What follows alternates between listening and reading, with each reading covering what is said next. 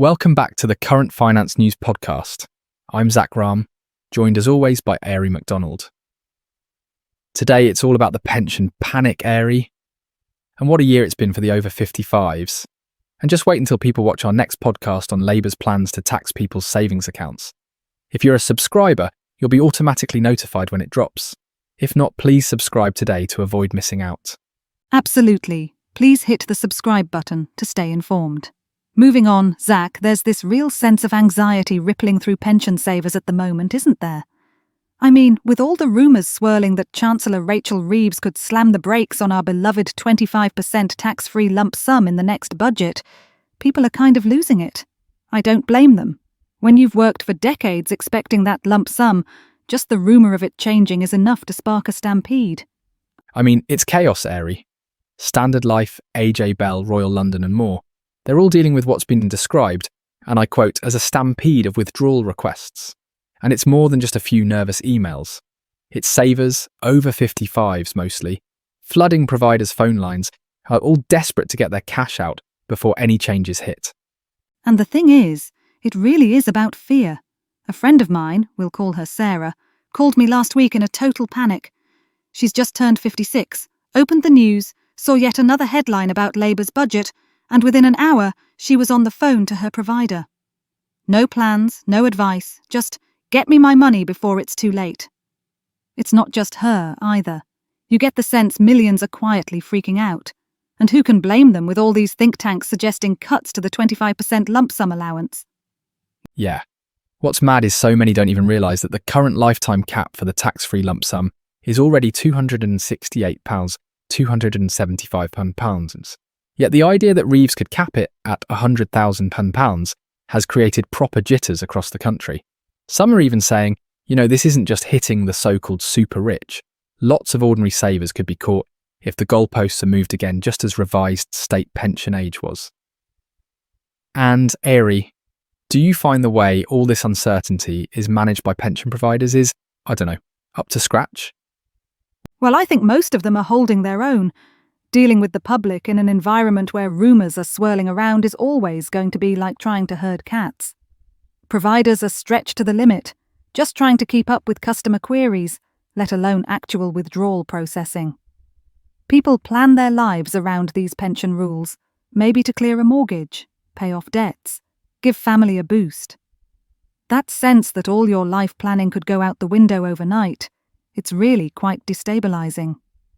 And it leads to some fairly snappy, not always well-thought-through decisions, as we'll see when we look at the numbers in a second. So, let's talk about the data, because the numbers honestly are bonkers.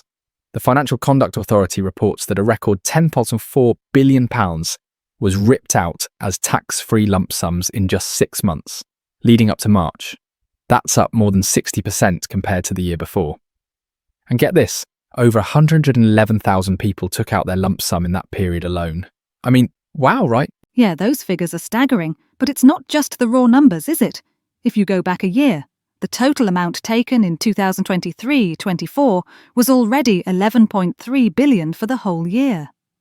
Now, in 2024-25, we're up to £18.1 billion TAS, so that's an increase of around 60% year on year. The number of people withdrawing has jumped too, up by 29%. And you just know it's not all about careful financial planning here. Something else is fueling this frenzy. Yeah, and you've got to wonder about what's actually pushing people to act now. Sure, there are big macro factors, higher interest rates, persistent inflation. There's also the little publicised announcement last year about unspent pension assets being counted towards inheritance tax from April 2027. That caused quite a ripple, especially among people worried about passing money on to family. But even with all that, a lot of this is just, panic. Exactly. And industry experts like Emma Sterland at Evelyn Partners kind of confirm it, really. She said the scale of the withdrawals is extraordinary, but that a lot of people aren't actually making well-weighed decisions. They're just gripped by uncertainty and fear. They're worried the government will suddenly change the rules, and they're reacting rather than planning. It's the classic goalposts are moving problem she talked about. People just don't trust that what's true now will be true next year. It's basically a mad dash for the door before the lights go out. Some folks almost certainly have financial plans backing up their moves, but there's an air of herd behaviour here. And what happens if you move your money out and stick it in a current account because you panic? That's where the real risks start cropping up. Let's dig into that risk, Zach, because it's where it gets, honestly, a bit worrying. Plenty of financial advisors and providers, they're basically waving red flags at everyone right now. If you rush to grab your lump sum in a panic, maybe just plonking it all into a low-interest account or not thinking about future tax, you might end up doing some damage you can't undo, especially as that cash outside your pension could lose real value to inflation or get taxed all over again. A real double whammy. Yeah, and we're seeing calls for something like a pension tax lock. Actual guarantees from the Treasury about what the rules will be. Both AJ Bell and Quilter, two of the biggest platforms, have written to the government asking for stability. They basically want a clear promise, no moving the goalposts every time there's a tough budget coming up. Because predictability is just as important as generosity when it comes to this stuff. If you can't plan, what's the point? And people need support before making these calls. Like, Quilter said a bunch of folks contacted them to take out money, but after talking to an advisor, many actually changed their minds. It shows how, in all this panic, just having a quick conversation with someone who knows the ropes can stop you making a mistake you can't unmake. It's crucial people know that a bad pension decision quite often lasts a lifetime. This observation came from the new book, Mastering Pension Wealth, a step-by-step guide.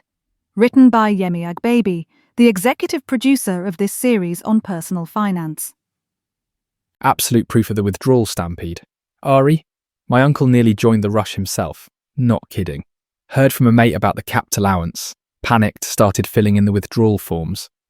But he paused, spoke to a regulated professional advisor, and was told, look, you've got time, make a plan. Don't just react to headlines and rumours. In the end, he kept his money where it was. Goes to show it's all too easy to get swept up without pausing for breath.